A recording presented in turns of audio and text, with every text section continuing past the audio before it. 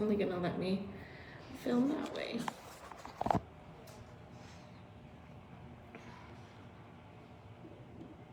Was this live? It is live. We are live. Okay, I need you guys to snuggle in, please. And I'm gonna snuggle in apparently because this is super awkward. So I don't know why Facebook will only let me film vertically instead of horizontally. It's super annoying. Put it back a bit.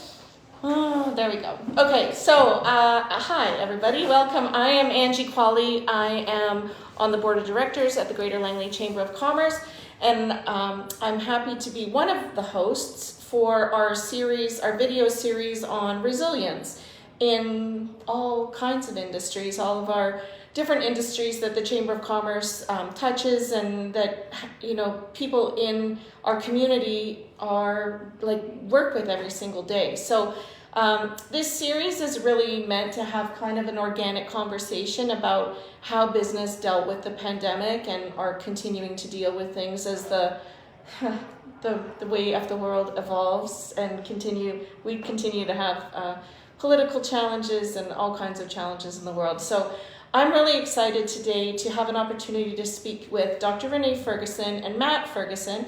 They are the owners of Mountain View Veterinary Hospital.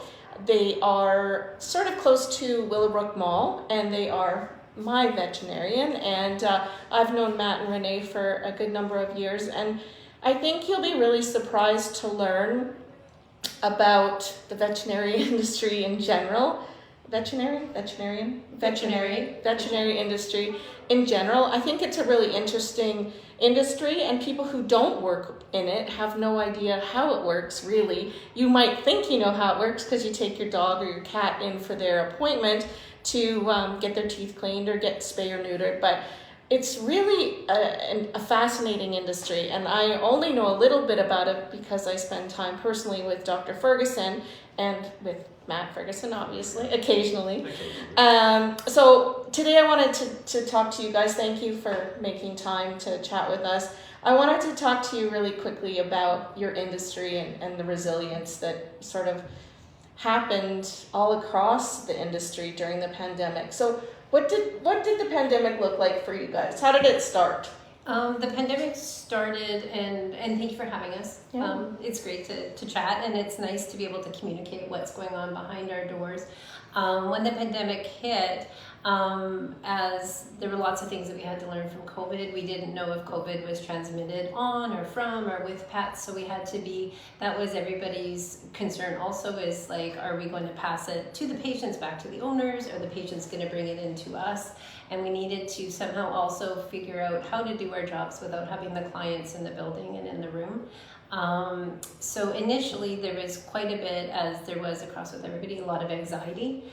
Even the staff, when there were lockdowns, we weren't initially even deemed an essential service. So people were worried about their pets who had heart conditions and their pets that were breaking their legs. Were we allowed to open? Were they going to close our doors? So that was their initial anxiety. And then thankfully they did pass us as an essential service. And when we started, we were only allowed to see the sickest of the sick. They weren't allowing us to do any routine visits, like we weren't allowed to see skin appointments. We had to only see things that were basically sick and dying. So who's they? Is that the College of Veterinary? Yeah, the College of Veterinarians. And they initially make those decisions, yeah. Like the provincial health office. They're like the provincial health office for animal husbandry, yeah. I guess, yeah. right? Yeah. Animal care. Yeah. The College of Veterinarians of BC. And they would send us, strongly worded recommendations about what we were supposed to see and not see. And it was a hard thing a hard line to walk, because we would have clients that were very anxious about their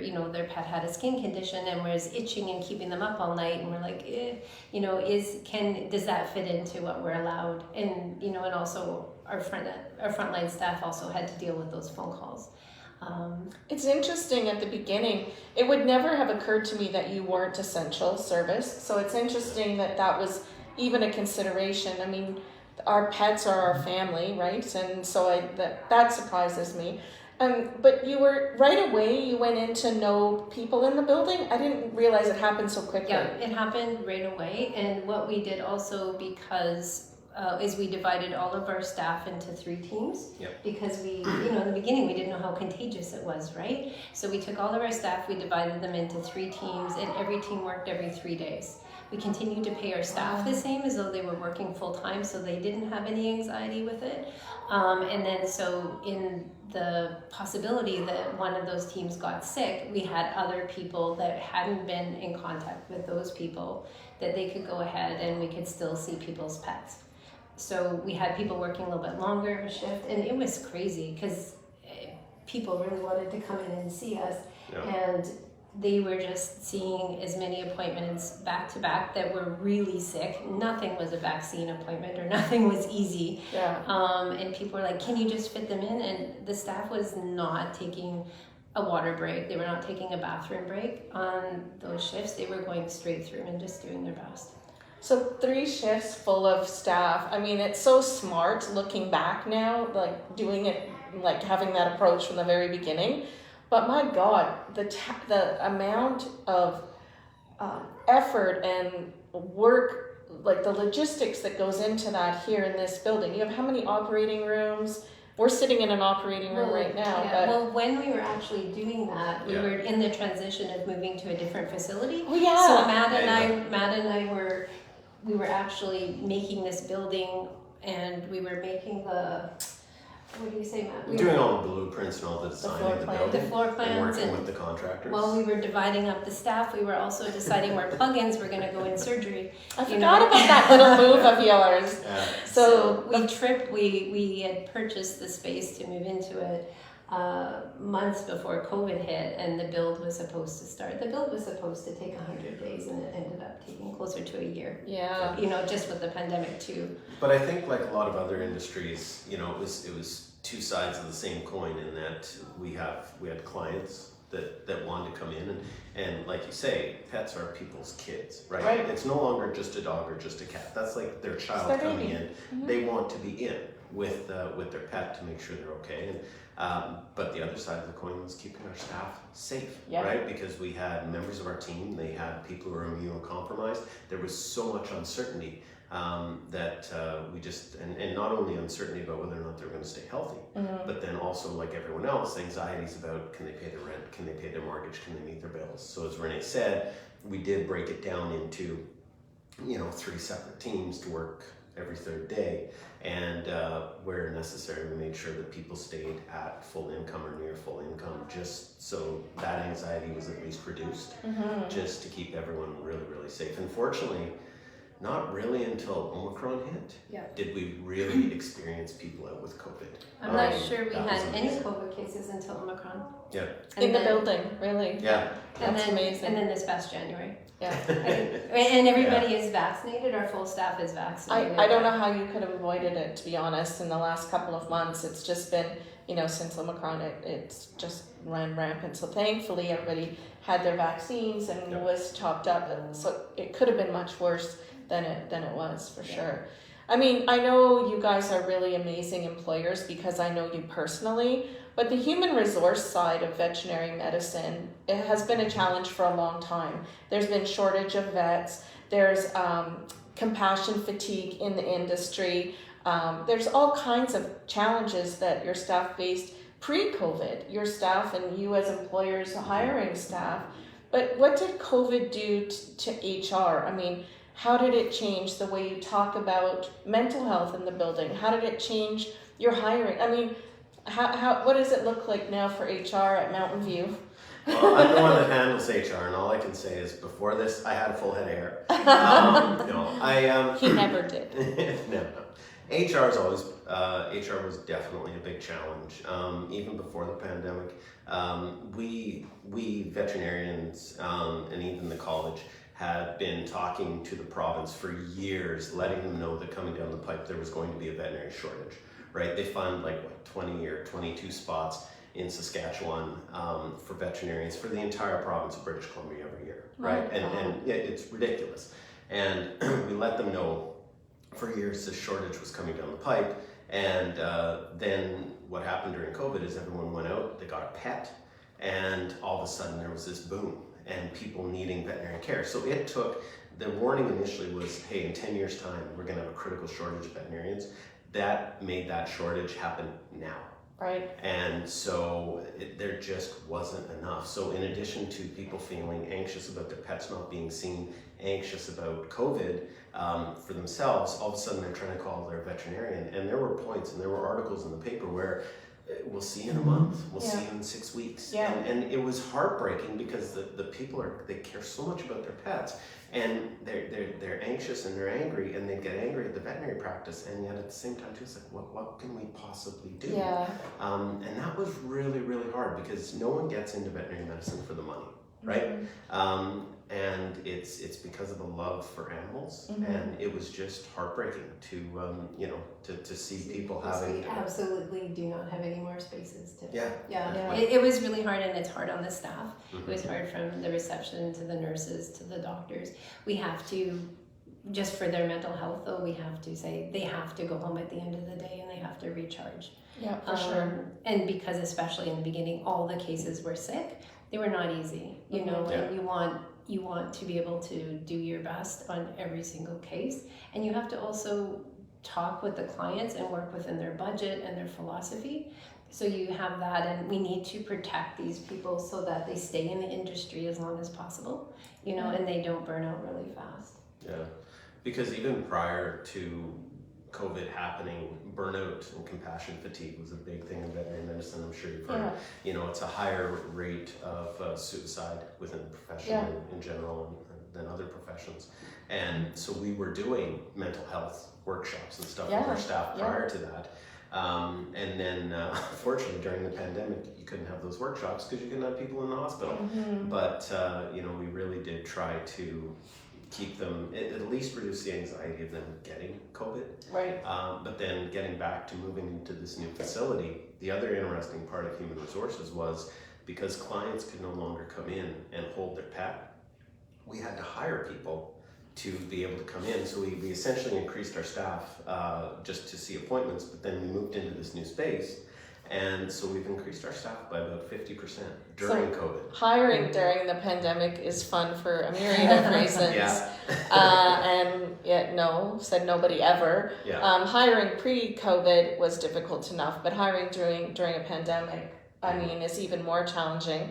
And you knew you were going to have to ramp up your staff to accommodate the new building and, you know, the increased volume. So how many vets do you have on staff now? 5 vets. Wow, look at you guys go. That's amazing. Well, and the other part of it is and veterinary medicine is not a situation where you just hire one body and we'll figure it out on the way. No. Like obviously our doctors are highly trained, but people also have to understand our vet techs, or veterinary nurses, but our vet techs, highly trained, and our veterinary assistants as well. They go to school, and you can't just throw someone in there and go, hey kid, work this anesthesia. That's not possible. And so it's getting not only people, but qualified ones. And for you guys in the industry, I mean, you have your version of, I mean, you're frontline workers, but you had front line. So you had the girls on the phone, and I say girls because here in this building, they are all women who work. We have one. Oh, you have one? Two token guys. Thank you. Sorry. We do have one male nurse. Oh, phenomenal. Oh, I haven't met JJ yet. He's lovely. He's Okay, awesome. good. I'll look forward to meeting him. But your frontline people who were answering the phone, you guys moved a lot of your practice online. And what did that look like? Like Zoom vet appointments? I was in 2019. I had gone to a conference where they had talked about maybe in the future in veterinary medicine, because of shortages and just able to help clients. In the future, we might want to consider more telemedicine, the way that human medicine is going, just to help people out and things where we don't necessarily have to see them in person. And then when the pandemic hit and we weren't able to fit in all those appointments, is within 24 hours, we quickly learned how to use Zoom, and we were doing telemedicine calls. Amazing. And there were some things that we learned, and some things that actually telemedicine in veterinary medicine has a really good place for. It definitely has restrictions. You can't listen to a heart, but it has its place. Sorry, when you say telemedicine, like when I do a doctor's appointment, it's over the phone. If they need to see something, I still have to come into the physical office to see my doctor. But when you are doing it, are you looking at Rover's teeth and the owner's holding out the gums. That's what you were doing? Yeah, so we'd have a Zoom session and we would send them a Zoom link and they would have their pet with them in a room.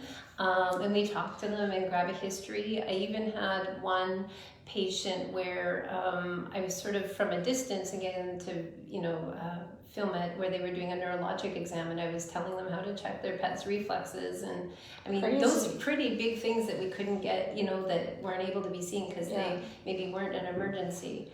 Wow. And we had some behavioral ones that actually maybe in the future is lovely because the pet is so much more relaxed at home and you can watch them walk, you can see their behavior, you can see some lameness exams. So it was good and it was interesting and I enjoyed it. We're not doing it a lot right now, but it's something that at least we've put the foundation up for that we can do. Well, and it's funny too because it morphed into, when we got into this new location, all of our exam rooms on one side of the building have outside windows. Mm-hmm. So clients were able to stand outside, look through in. the window, That's awesome. And then be doctors on the phone. And at least, that it was nice. That was sort of a nice progression. I love that. But by then, we had the infrastructure in place in terms of phones, in terms of telecommunications, to make that happen relatively seamlessly. So It's amazing how you were able to just on the fly think, let's just do this and get it done. And I think, so many businesses really struggled along to make changes. And you guys, you were ready for it. And you're so nimble as a practice, like you're small enough that you can execute change really quickly. But with the changes of staff and the new building and everything, did you also face supply chain issues and what did that look like for your industry? Or still, what does it look like? Yeah, absolutely. We're still having we're having some with even antibiotics. We're having to pivot and think about, well, we'd like to use this antibiotic, but we just can't get it right now. Right. There's also been some anesthetic medications that we can't use. Thankfully, we haven't had a problem with oxygen, which is great. Yeah.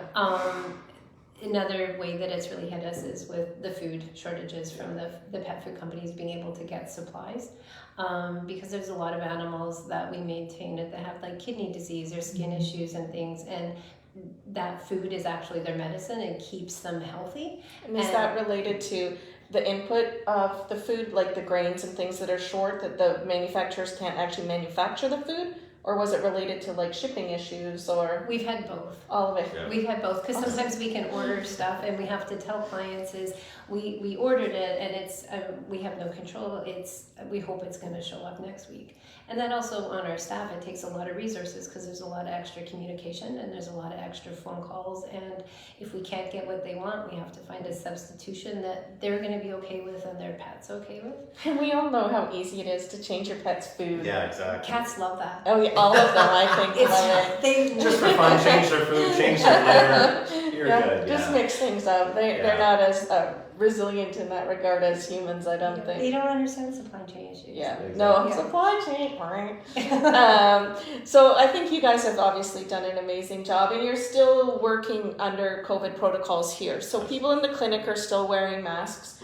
We're in a closed operating room right now. You can see the staff out there still wearing masks. So we took our masks off because we are in a closed space, but we all do still have masks with us. Absolutely. So you're still experiencing or still dealing with some of these protocols. What does the practice look like now? Are you allowing people back inside with their pets now? Yeah, so after the restrictions went down in BC, we allow clients in if they're feeling well. We obviously ask them if they're feeling well, and then we please ask them to wear a mask. It's really difficult to keep any social distance when they're holding their pet, and we want them to hold their pet during the exam if that's what the pet is comfortable with. So we just ask them to wear a mask. If they don't have a mask, we'll provide one. So we're really excited. Doing our job with having the clients there is way, way easier. It's easier to look somebody in the eye and try to explain what's going on. And as we're doing the physical exam, usually it's just, it's our habit is you go through and you're looking in the eyes and the ears and the mouth and you're talking to the client about everything you're finding along the way. And I also think it's so much nicer when the clients are in the room because then they know what's going on. We'd always, it's hard for them because they're just imagining is their pet nervous or not, and then they can actually see that it's actually going really well. And So Yeah. I love having them back in. So I'm hoping that things stay nice and quiet and calm with COVID, and we can continue to have this. Yeah. We're still going to not have people staying in the hospital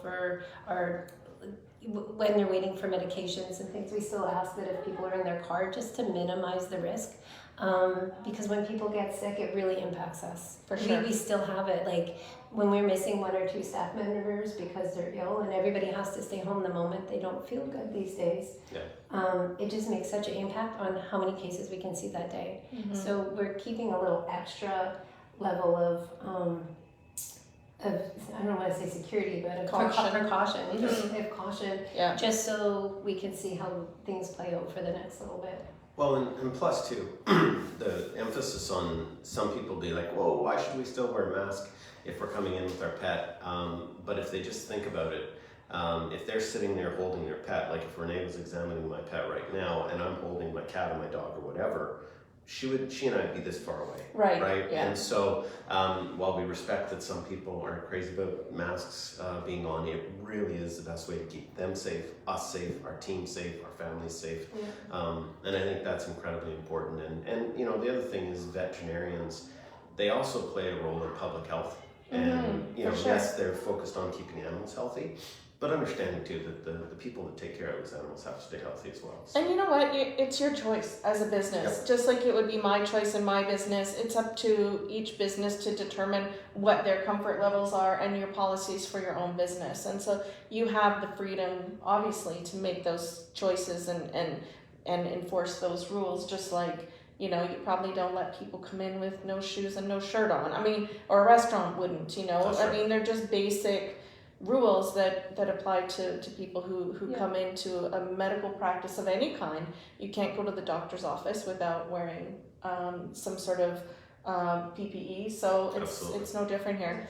So we're gonna wrap this up. You guys this is really interesting to me, and I know people have stuck around because I can see people watching, but the whole industry is fascinating to me. And you know, when you talk about resilience in business, it's not necessarily, I don't know that anybody's going back to normal, what it was like in November of 2019 when it was normal.